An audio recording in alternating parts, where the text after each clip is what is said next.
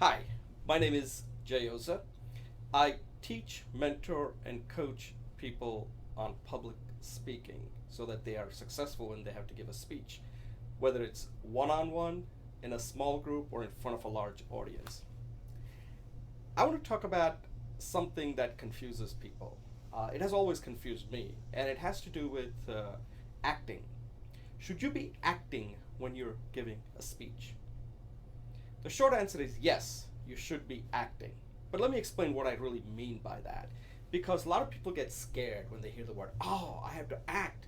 But I'm not an actor. I never taken any training on acting. How can I pull it off?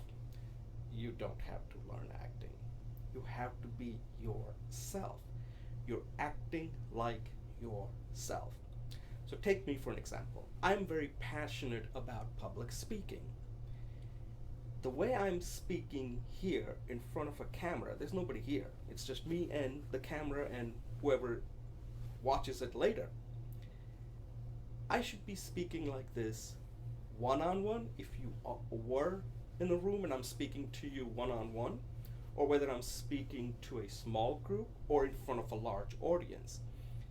I shouldn't look any different. That's my acting. That's the way I want to act. But I'm not really acting, am I? I'm just being myself.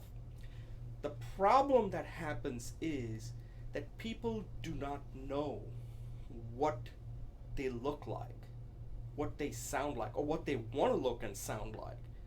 So when they speaking to somebody like their friend, they're very engaging, they connect, very conversational, and it works. Boom. Suddenly you put that person in a small group of strangers, the person can't do it. Or you put in front of a large audience, that person looks totally different. That is very hard to pull off. You cannot be a fake, phony, or a fraud. Most of us, if not all, do not have training in acting.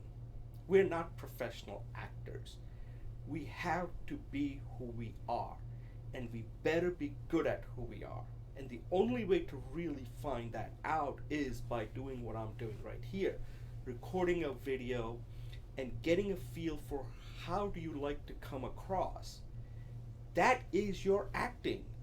Because if you're not bringing something to your performance, to the acting, then why should somebody even listen to you? They can just read about it. They can just watch your video. So if you ask me to come and give a talk, I have to bring my acting, my performance. But this is not something where I have to go to school to learn it. I just have to be myself. The passion that I bring, the interest in communicating something, in conveying a message, in motivating, in influencing, doing something that my presence makes a difference. Now, you may ask, well, what about all these people that are professional actors? How do they pull it off? Okay, they use this technique called method acting. What method acting really means, it's a technique that's been around for many, many years. I think since the beginning of the 19th century, if I'm not mistaken. And it was brought to U.S. By this Russian actor or teacher, Stanislavski or something, I think his name is. And it really became popular with Marlon Brando. And what method acting is that, let's say if I want to play a soldier, I would actually become, in a sense, a soldier. I would stay with the army, travel with them, eat with them, do the drills, everything that they do. So, in a sense, I am no longer acting, I am just being a soldier. Similarly, you will see actors and actresses gain weight, lose weight, speak with an accent. Uh, like, for example, Daniel Day Lewis, from what I know, is a real good method actor. And when he was playing Abraham Lincoln in the movie Lincoln, he really stayed into that character even when he wasn't acting. So when you put him in front of a camera, he wasn't really acting anymore. He was just being Lincoln, because outside he was talking like Lincoln, acting like Lincoln, walking like Lincoln. So being in front of a camera wasn't a stretch where he really was even acting. They call that method acting. But when it comes to us, we tend to do the opposite. We are acting the way we are, but when we get in front of other people, we suddenly freeze and don't act the way we normally act. Now, I'm assuming that we all act, very reasonably in front of people so that they want to listen to us. I'm not talking about acting like a fool or a jerk. That's not the kind of acting I'm talking about. Somebody who wants to convey a message. And if you're successful on one-on-one basis, then it shouldn't look any different when it's in front of a small group or in front of a large audience. That's the acting you want. And that's the part you have to work on. That how are you communicating on one-on-one basis? How does that look any different when you do it in front of a small group? Now, you may have to record it. First, you record it like the way I'm doing it, without anybody in the room.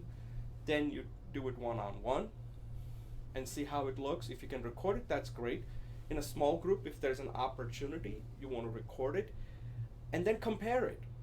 Do you look any different? So now you have a baseline of what your acting looks like when you are communicating a message, when you're conveying a message. And what are you trying to do? Again, keep it simple. Are you trying to inform? Are you trying to influence? Are you trying to persuade? What exactly are you trying to do? And this will give you a very good idea on what your acting performance looks like, so that you're not confused. Now, one thing I should tell you is that you can't be somebody you're not. So for example, as I explained in the beginning, I teach, I mentor, and I coach related to public speaking. I'm very passionate about it because I think it's a critical skill for success. And that's who I am. I'm being that. Now, if you suddenly ask me to be somebody that I'm not, like let's say perhaps a professor, can you act like a professor? I wouldn't be able to do it. And the reason is I'm not a professional actor. I see no point in trying to be a professor. So when I'm giving a talk, I should be myself, Jay Oza. I shouldn't be some professor that I have no way of pulling it off because I'm not good at it and I don't have a script, and it's very difficult. So to close this out, I know this is maybe a little bit difficult to understand if you haven't tried it, is come up with a baseline on how do you want to come across. That is your acting. That is your performance. And ask yourself, am I adding to anything? If you're not adding to anything, then you need to figure out how do you make yourself more interesting, more convincing. How do you do that? Is it your body language? Is it the way you use your voice? Is it the way you use your language, intonation, voice, all of these things? That's something you need to find out what's working and what's not. You may want to self-evaluate yourself, or you may want to get a feedback from others. How am I coming across? Because here's the thing that we all need to remember.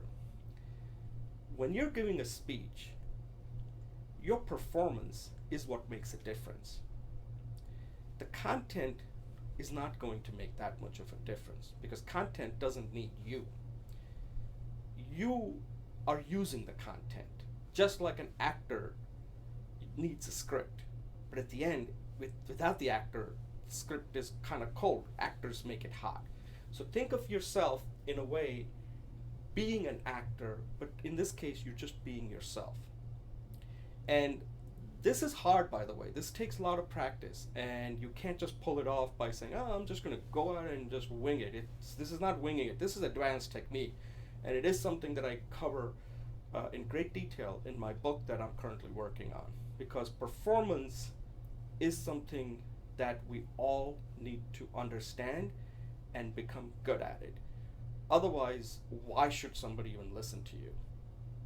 So I hope this makes sense, and if you have any questions or comments, please let me know, and thank you for watching.